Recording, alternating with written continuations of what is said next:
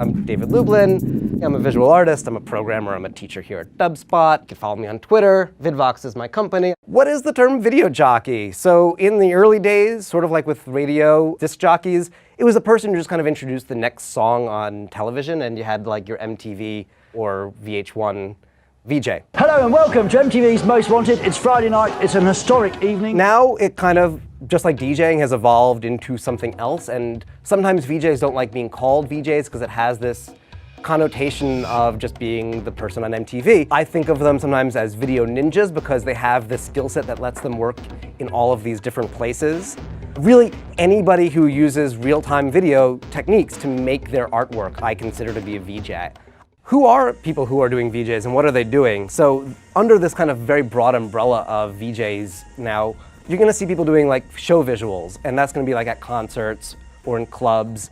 You're gonna see people who like focus on doing media remixing. So not just music remixing and not just video remixing, but both of those and maybe even other stuff, bringing in still images, whatever, and creating something new out of that. Even the final like sort of audience for it might not even be in a club. It might be something just going up to the web.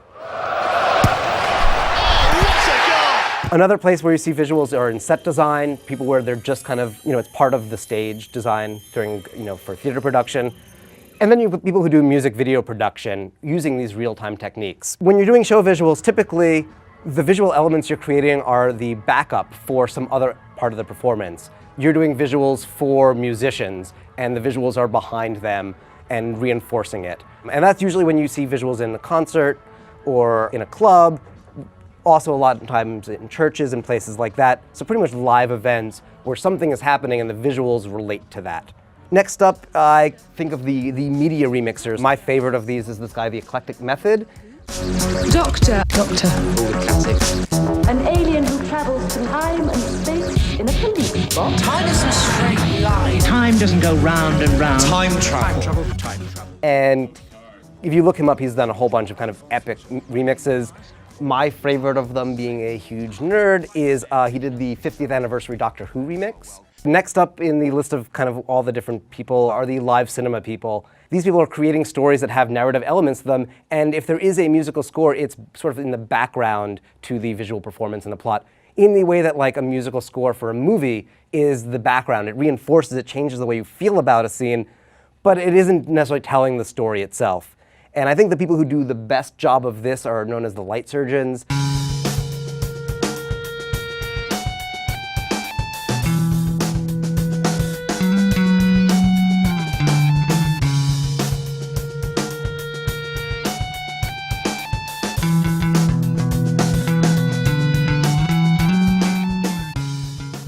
Part of their process for when they're working is they'll go to a place, they'll film hours and hours of footage, interviewing people. They go back to their studio, they combine all of that, they kind of find all the good parts, they combine it with some motion graphics. Sometimes they do their own music, sometimes they collaborate with other musicians who are local to that space, to wherever they were. They're basically documentary filmmakers is the way that they see them. They're like documentary VJs in a sense. So when they go to make a demo reel and stuff like that, they know what they're doing. The next section, I call it set design. Sometimes you'll hear it referred to as stage design. And this is using video elements as part of like a stage design or the backdrop. So if you go see a play somewhere, the backdrop doesn't need to be something that's painted or even static. They can drop down a projection screen and then have some live visuals that happen there. And they could even be reacting to the things that happen to the actor. So it doesn't just need to be a background. You could have live characters that you're remixing and triggering clips live. So last in this section, people who make music videos. So this is capturing performances that are made with video instruments like you're doing studio recordings, and then you'd kind of like edit and master it.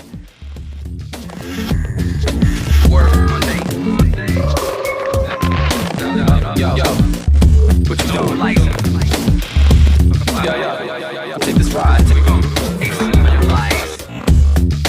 Nah, man, ain't no civics, Testarossa. Stupid. Yo, when I test drive, hop in my Testarossa. Down control, cruise, no show. Window down, test, spit it, spots forbidden, G-Shock, no skipping. VJs have this common skill set and tool set no matter which of these areas you're working in. So a lot of times VJs will work with audio and video, whether it's audio analysis or making their own audio because they've gotten into it because they started that way. VJs, just like musicians, they work with software and hardware. You're running on a computer. Sometimes you're using MIDI controllers. But ultimately, the goal is to kind of find your own combination to get a unique style. When you're starting off, you might be just using other people's video clips, other people's templates or effects. But as you start to learn more and more of those and start to shove them all together, you get your own unique style out of it. To talk a little bit about the tools that people use when they're doing live visuals, you've got things like MIDI controllers, and these provide your physical instrument, your interface for performing your VJ software. Just like when you see a musician up on stage, if they're crunched over their computer, it's rather boring to watch. You're not convinced that they're doing anything live. VJs are the same way. If you're on a MIDI controller, it's good for the audience to actually see you doing something and performing live, but also it enables you to do more at once than you can do with a mouse. With a mouse, you're just clicking. You can only do one thing at a time. I just brought this very simple one because the Korg Nano Control, it's a great little touring control because they're really easy to find. They're not very expensive. You can go into Guitar Center and pick one of these up if it breaks. But it's also rather versatile. So one of the things is when I do a lot of different shows, and I kind of have my go-to VJ set, but very often when I get pulled in to do something, it's a custom job. And sometimes I might need to do a lot of thing where I'm performing a lot live, and other times I might just need to trigger some clips on cue and adjust some video levels. And that's why a controller like this can be really nice to just have sometimes, where it's just okay, I've got a couple of layers of video and I just need to fade them in and out and trigger things at the right time. And I don't want to have to carry my whole big controller that I usually bring with me. Something like this is actually kind of really nice. So I'll go through a couple of random little projects and ideas that sketches of things that I've been working on. So this project is kind of big, but it's not that crazy. I pretty much have two we call them media bins. One of them I have it looking at my real-time visual, my generative stuff.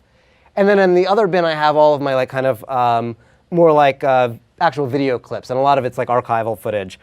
And so on the right side I have previews of each of my 4 layers that I have going on right now. And the way that I've set up this for doing live performances, on each mix I have one of these video generators and one video clip, and I can mix between them in that regard. These preview windows that are up at the top here,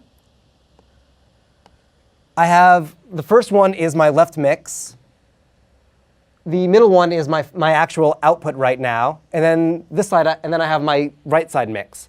And one of the reasons I really like working this way is I can have my left side mix, jam on it, control effects and stuff like that, and then I could set up my sort of right mix, and that's ready to crossfade into when the DJ changes over a song, or even just when the beat drops. And I can have these as even 2 different energy levels. I can have one that's a low energy thing, one that's my high energy thing, and I can crossfade between them.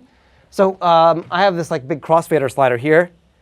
I just use this right here, and I crossfade between my 2 different mixes. So one of the really cool techniques is being able to use you could use luma keys or chroma keys so that you can mask out part of an image and have it only show up. So if that one's faded in all the way, you'd probably be able to see that there's video happening inside of that guy, and he's happening in front of this other thing. It's not being blended together. It's actually sort of a compositing stage. And there's video happening inside of him instead of it just being him running. But technically, that guy running is just a black and white clip. Pretty much no matter what you go in to learn, you will find the weird offshoots of it that are so specific to what you want to do. And I think that a lot of the times, as instructors, we could show you the basics, and then we could show you the advanced stuff. But ultimately, the best way of learning is going to be exploring it yourself. And for us to be able to make you comfortable with exploring it, especially as artists, you just want to explore and be creative.